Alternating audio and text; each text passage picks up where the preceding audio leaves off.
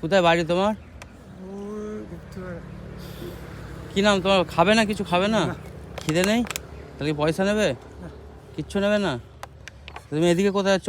বাগানের দিকে ওইখানে বসো, ওই দোকানে চলো, খাবে। খাবেই না? কিচ্ছু খাবে না?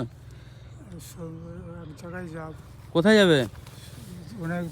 হ্যাঁ, আরে যেও না, দাঁড়াও, আমি তোমার জন্য আনছি তাহলে। হ্যাঁ, তুমি এখানে বসো। হ্যাঁ, তো কি বলবো, প্রচুর খারাপ লাগলো। ভিডিওটা করার সময় দিলাম, মানে দিল না। ওনাকে আমি ওখানে ডাকলাম, রাস্তা থেকে দৌড় দিল, দৌড় দিয়ে আমি পিছনে পিছনে এলাম।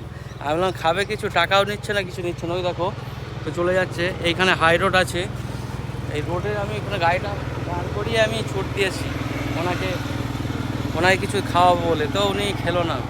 তো উনি ওইখানে একটা জায়গায় বললো, একজন বললো ওইখানে থাকে। তো আমি ওইখানে গিয়ে ওনাকে খাবারটা দিয়ে আসবো, ঠিক আছে?